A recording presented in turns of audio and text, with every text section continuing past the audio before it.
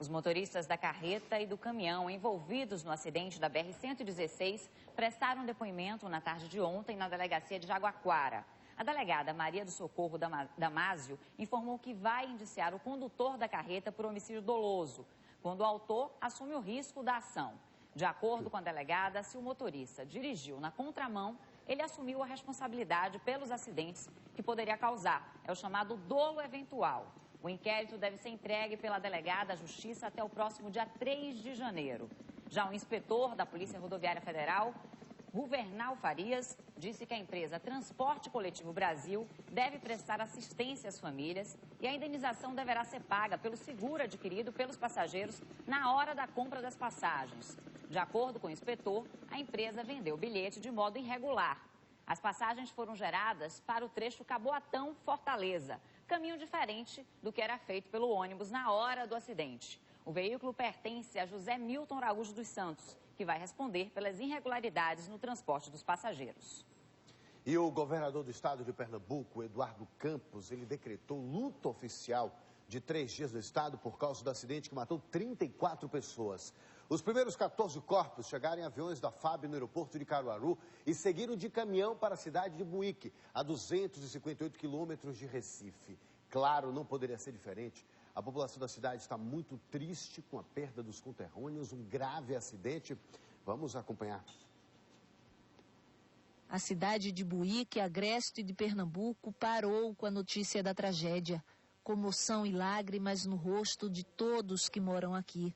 Mais de 30 famílias destruídas. Uma dor que nunca vai ter fim para José Benedito, que perdeu 3 primos e 4 irmãos.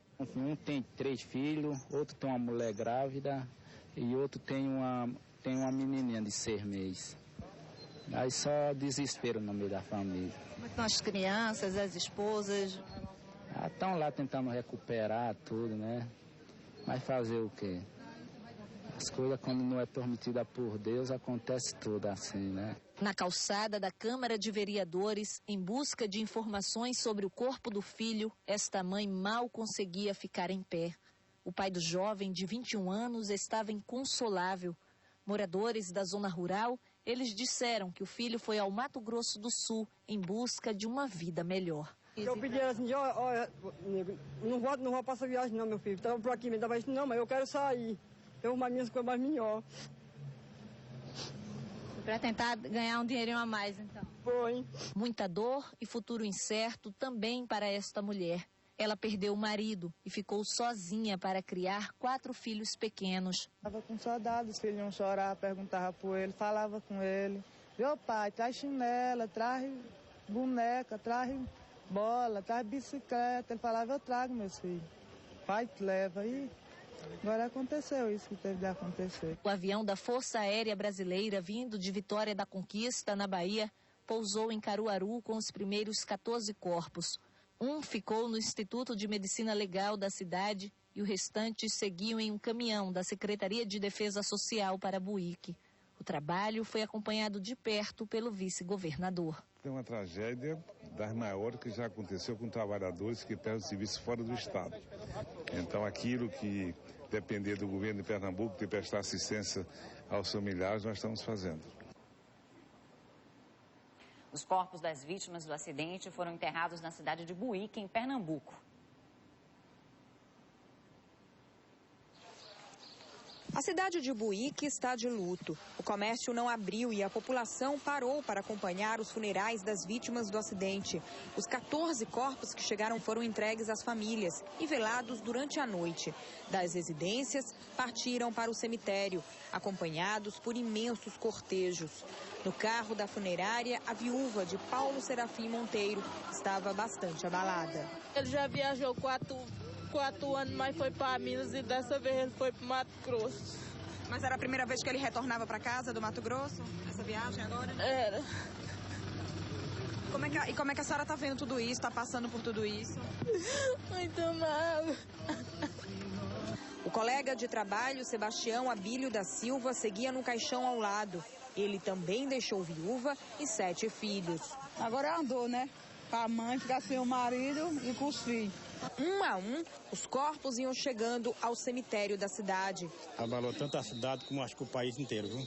Nunca vi falar numa tragédia dessa. O cemitério de Buíque ficou pequeno para a multidão que quis acompanhar o funeral das vítimas. Até mesmo quem não conhecia os mortos fez questão de participar desta última homenagem.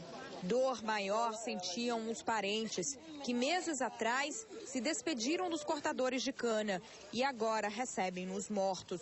O Wellington Bezerra da Silva, de 22 anos, morreu sem conhecer a filha, de 6 meses. Ele ligou na sexta-feira dizendo que estava contando as horas para chegar perto da filha dele. E era a primeira filha de vocês? Era. O sonho dele era conhecer a filha. E ele, antes de sair, disse que queria conhecer. Mas ele teve nenhuma oportunidade. Em frente ao Clube Municipal de Buíque, a expectativa de parentes que aguardavam a chegada de mais corpos. Entre eles estava Jailza de Oliveira. Ela perdeu o marido, com quem viveu 19 anos e tinha 4 filhos. José Erivaldo Pereira da Silva tinha viajado pela primeira vez para trabalhar no corte da cana. Aqui ele trabalhava em fazenda, só que o ganho era pouco. Foi para lá para buscar melhoras. Para ganhar melhor para o bem dele e da família, né? Mas infelizmente aconteceu a fatalidade. E a gente está na linha com a delegada Maria do Socorro, que está acompanhando as investigações. Delegada, a senhora me ouve? Pois não. Então, como é que foi ontem o depoimento do motorista da carreta, que é considerado causador desse acidente, né? Infelizmente, a atitude irresponsável do motorista da carreta, o Márcio Clênio Machado, de 55 anos, ele vinha em alta velocidade, passou para a pista de rolamento em que estava o ônibus com os passageiros que vinham do Mato Grosso e causou essa tragédia que foi 34 vítimas. Infelizmente... Mas ele disse o quê, delegado? O que é que ele justificou para ele estar em alta velocidade, entrar na contramão? É como diz, ele nega que tenha causado isso. Ele diz que quem foi para a pista dele foi o motorista do ônibus, o que é mentira. Ele está mentindo, ele é muito frio. Ele não mostrou em nenhum momento arrependimento por ser o causador de 34 mortes, entendeu? Ele diz que o ônibus é que invadiu. É lógico, o motorista do ônibus morreu, é muito fácil para ele jogar a culpa no motorista do ônibus. Mas eu ouvi o outro motorista do caminhão-baú, que é testemunha ocular de que ele invadiu a pista do ônibus, entendeu? E causou esse acidente estúpido.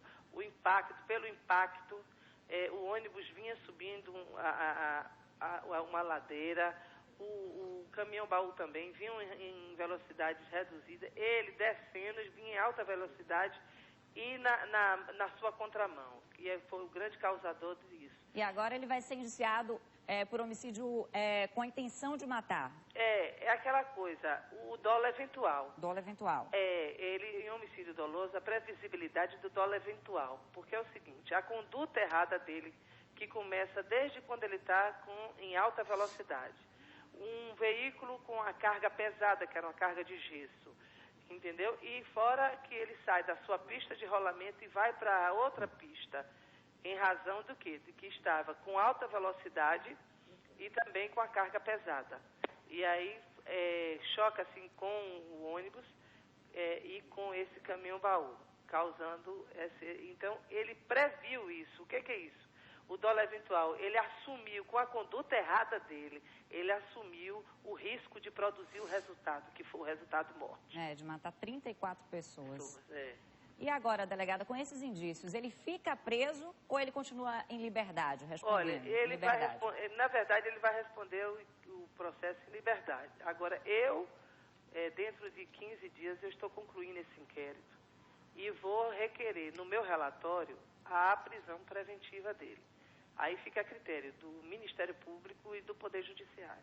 Ô, delegada Pimenta falando, tem um prazo para a conclusão desse inquérito? Tem 30 dias, até o dia 3 de janeiro. Até o dia 3 de janeiro, tá? Muito obrigado, viu, delegada, pelas informações.